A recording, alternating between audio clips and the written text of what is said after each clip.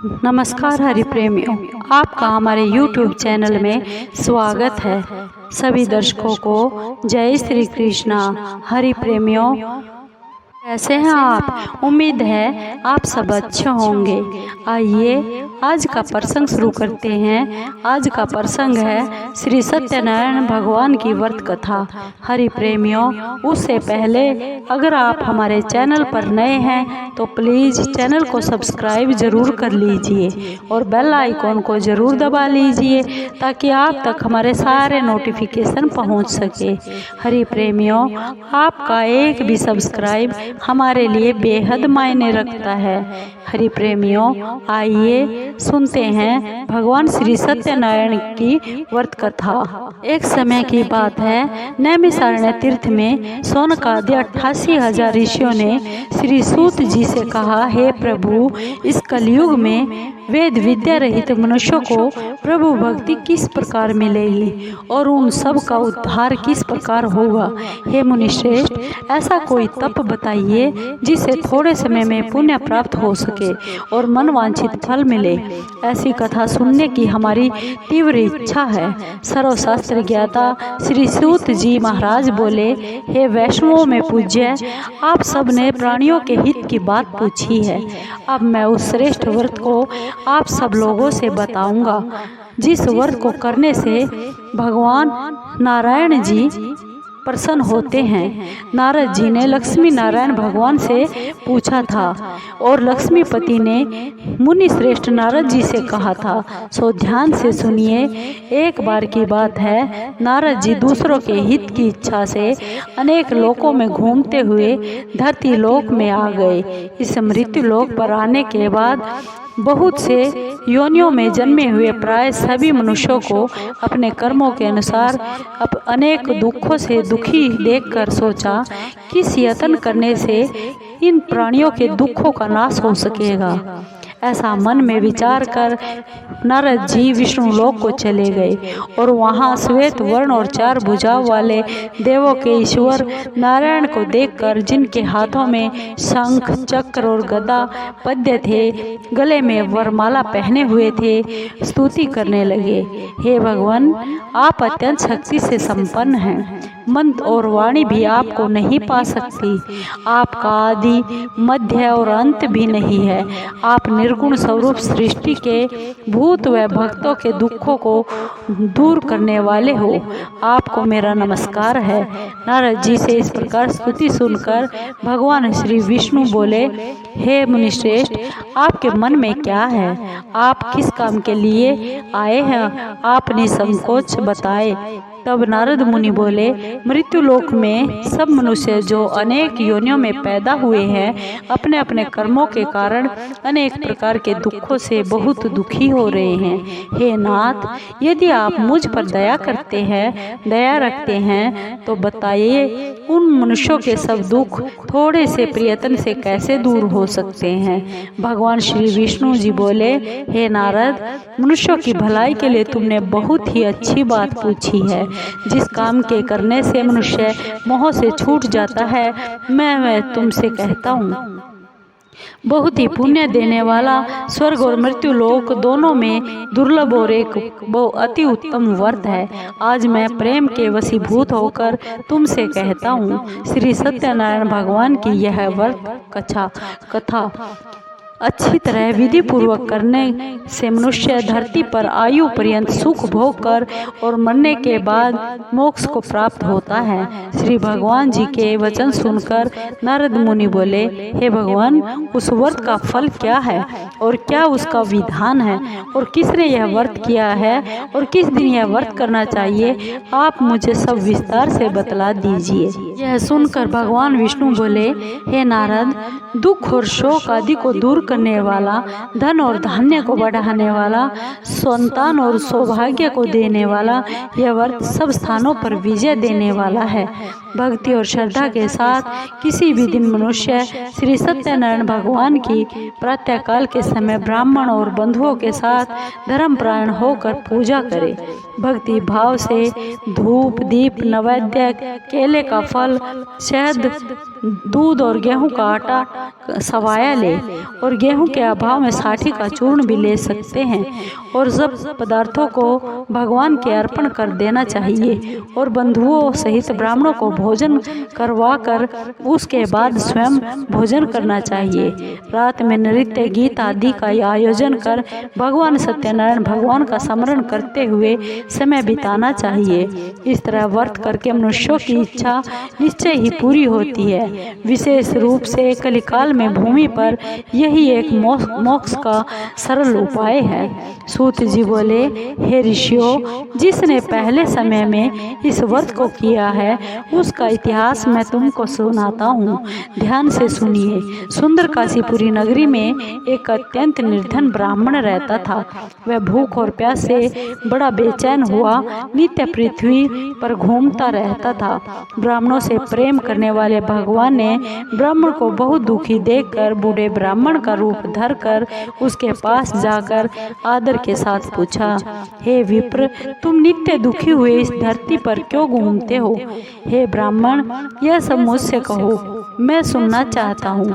ब्राह्मण बोला, मैं बहुत निर्धन ब्राह्मण हूँ, भिक्षा के लिए पृथ्वी पर घूमता हूँ फिरता हूँ। हे भगवान, यदि आप मुझे इससे छुटकारा पाने का कोई उपाय जानते हो तो कृपा कर बताइए। वृद्ध ब्राह्मण बोला, हे विप्र, सत्यनारायण भगवान मनवांछित फल देने वाले हैं, इसलिए तुम उनका पूजन करो, जिसके करने से मनुष्य सब दुखों से छूट जाता है। ब्राह्मण को व्रत का सारा विधान बतलाकर बूढ़े ब्राह्मण का रूप धारण करने वाले भगवान सत्यनारायण अंतर्ध्यान हो गए। जिस व्रत को वृद्ध ब्राह्मण ने बतलाया है मैं उसको जरूर करूँगा, यह अपने मन में निश्चय करके उस रात उसे नींद भी नहीं आई। सवेरे उठ सत्यनारायण भगवान के व्रत का निश्चय कर भिक्षा के लिए चला गया। उस दिन उसको भिक्षा में बहुत धन मिला, जिसे बंधु बांधवों के साथ उसने भगवान सत्यनारायण का व्रत किया। इसके करने से वह ब्राह्मण सब दुखों से छूटकर अनेक प्रकार की संपत्तियों से युक्त हो गया। उस समय से वह ब्राह्मण हर मास व्रत करने लगा। इस तरह सत्यनारायण भगवान के व्रत जो भी मनुष्य करेगा वह मनुष्य सब दुखों से छूट जाएगा। इस तरह नारद जी से सत्यनारायण भगवान का कहा हुआ यह व्रत मैं तुमसे कहता हूँ। हे विप्रो, मैं अब क्या कहूँ? ऋषि बोले, हे मुनीश्वर, संसार में इस ब्राह्मण से सुनकर किस किस ने इस व्रत को किया है वह सब सुनना चाहते हैं, इसके लिए हमारे मन में बहुत जिज्ञासा है। सूत जी बोले, हे मुनियों, जिसने इस व्रत को किया है वह सब सुनो। एक समय की बात है, वह ब्राह्मण धन और ऐश्वर्य के अनुसार बंधु बांधवों के साथ व्रत करने को तैयार हुआ। उसी समय एक लकड़ी बेचने वाला बूढ़ा आदमी आ गया और बाहर लकड़ियों को रखकर ब्राह्मण के मकान में गया। प्यास से दुखी लकड़हारा उनको व्रत करके देख ब्राह्मण को नमस्कार कर कहने लगा, ब्राह्मण देव, आप ये सब क्या कर रहे हैं? इसके करने से क्या फल मिलता है? कृपा करके मुझको भी बताइए। ब्राह्मण ने कहा, सभी मनोकामनाओं को पूर्ण करने वाला यह सत्यनारायण भगवान का व्रत है। इसकी ही कृपा से मेरे घर में धन धान्य आदि की वृद्धि हुई है। ब्राह्मण से इस व्रत के बारे में जानकर लकड़हारा बहुत खुश हुआ और चरणामृत लेकर प्रसाद खाने के बाद अपने घर को चला गया। अगले दिन लकड़हारे ने अपने मन में इस प्रकार का संकल्प कर लिया कि आज ग्राम में जो लकड़ी बेचने से जो पैसा मिलेगा उसी से सत्यनारायण भगवान का उत्तम व्रत करूंगा। यह मन में विचार कर वह बूढ़ा आदमी लकड़ियां अपने सिर पर रखकर जिस नगर में धनवान लोग रहते थे ऐसे सुंदर नगर में चला गया। उस दिन वहां पर उसे उन लकड़ियों का दाम पहले से चौगुना मिला। तब वह बूढ़ा लकड़हारा दाम लेकर बहुत प्रसन्न होकर पके हुए केले, शक्कर, घी और दूध, दही, गेहूं का चूर्ण इत्यादि सत्यनारायण भगवान के व्रत की सारी सामग्रियों को लेकर अपने घर को गया। फिर उसने अपने भाइयों को बुलाकर विधि पूर्वक भगवान का पूजन और व्रत किया। उस व्रत के प्रभाव से वह बूढ़ा लकड़हारा धन, पुत्र आदि से युक्त हुआ। संसार के समस्त सुख भोग कर बैकुंठ को चला गया। सूत जी बोले, हे श्रेष्ठ मुनियों, आगे की कथा मैं आपसे कहता हूँ, सुनिए। पहले समय में उल्का मुख नाम का एक बुद्धिमान राजा रहता था। वह सत्य वक्ता और जितेंद्रिय था। प्रतिदिन देवस्थानों पर जाता था और गरीबों को धन देकर उनके दुख दूर करता था। उसकी पत्नी कमल के समान मुख वाली और सती साध्वी स्त्री थी। पुत्र प्राप्ति के लिए भद्रशिला नदी के तट पर उन दोनों ने सत्यनारायण भगवान का व्रत किया। उस समय में वहाँ एक साधु नामक वैश्य आया। उसके पास व्यापार के लिए बहुत सा धन था। उस नाव को किनारे पर ठहरा कर राजा के पास आ गया और राजा को व्रत करते हुए देखकर बहुत विनय के साथ हाथ जोड़कर पूछने लगा, हे राजन, भक्ति युक्त चित्त से यह सब आप क्या कर रहे हैं? मेरी सुनने की इच्छा है, सो आप मुझे यह सब बता दीजिए। राजा बोले, हे वैश्य, अपने बांधवों के साथ पुत्र आदि की प्राप्ति के लिए यह महाशक्तिवान भगवान सत्यनारायण व्रत और पूजन कर रहा हूँ। राजा के वचन सुनकर साधु आदर से बोला, हे राजन, मुझसे इसका सब विधान कीजिए, कहिए। मैं भी आपके कथनानुसार इस व्रत को करूँगा। मेरे भी घर कोई संतान नहीं है। मुझे विश्वास है इस व्रत के करने से मेरे घर संतान जरूर होगी। राजा से सब विधान सुनकर व्यापार से निवृत्त हो वह आनंद के साथ अपने घर को चला गया। वैश्य ने अपनी स्त्री को संतान देने वाले इस व्रत को सुनाया और प्रण किया कि जब मेरे संतान होगी तब मैं इस व्रत को करूँगा। साधु ने ऐसे वचन अपनी स्त्री को कहे कि संतान होगी तब मैं इस व्रत को करूँगा। वैश्य ने ऐसे वचन अपनी स्त्री लीलावती से कहे। एक दिन उसकी स्त्री लीलावती पति के साथ आनंदित हो सांसारिक धर्म में प्रवृत्त होकर सत्यनारायण भगवान की कृपा से गर्भवती हो गई और 10वें महीने में उसके घर एक सुंदर कन्या ने जन्म लिया। दिनों दिन वह इस तरह बढ़ने लगी जैसे शुक्ल पक्ष का चंद्रमा बढ़ता है। कन्या का नाम कलावती रखा गया। तब लीलावती ने बहुत मीठे शब्दों में अपने पति से कहा कि जो आपने संकल्प किया था कि भगवान सत्यनारायण का व्रत करूँगा, अब आप उस व्रत को करिए। वह वैसे बोला, हे प्रिय, इसके विवाह पर करूँगा। इस प्रकार अपनी पत्नी को वह आश्वासन देकर वह नगर को चला गया। कलावती पितृगृह में वृद्धि को प्राप्त हो गई और वैश्य ने जब नगर में सखियों के साथ अपनी पुत्री को देखा तो तुरंत दूत बुलाकर कहा कि पुत्री के लिए कोई सुयोग्य वर देख कर लाओ। वैश्य की आज्ञा पाकर दूत कंचन नगर पहुंचा और वहां पर बड़ी खोज कर देखभाल कर लड़की के लिए सुयोग्य वणिज पुत्र को ले आया। उस सुयोग्य लड़के को देखकर वैश्य ने अपने बंधु बांधवों से प्रसन्नचित हो अपनी पुत्री का विवाह उस लड़के के साथ कर दिया, किंतु दुर्भाग्य से विवाह के समय भी उस व्रत को करना भूल गया। तब श्री सत्यनारायण भगवान क्रोधित हो गए और वैश्य को श्राप दिया, जाओ तुम्हें दारुण दुख प्राप्त होगा। अपने कार्य में कुशल वैश्य अपने जमाता सहित समुद्र के समीप स्थित रतनपुर नगर में गया और वहां दोनों ससुर जमाई चंद्रकेतु राजा के उस नगर में व्यापार करने लगे। एक दिन भगवान सत्यनारायण की माया से प्रेरित कोई चोर राजा का धन चुरा कर भागा जा रहा था, किंतु राजा के दूतों ने देखा कि चोर घबरा कर भागते हुए धन को वहीं चुपचाप रख कर जा रहे हैं जहां वे ससुर जमाई ठहरे हुए थे।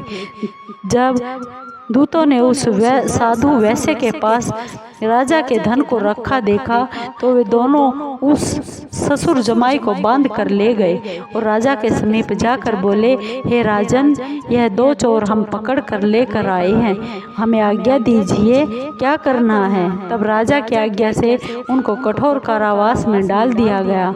उनका सब धन छीन लिया गया।